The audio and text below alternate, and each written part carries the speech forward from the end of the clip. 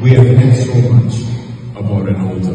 Everybody in here knows what an altar is, right? We've heard so much about altars. Amen.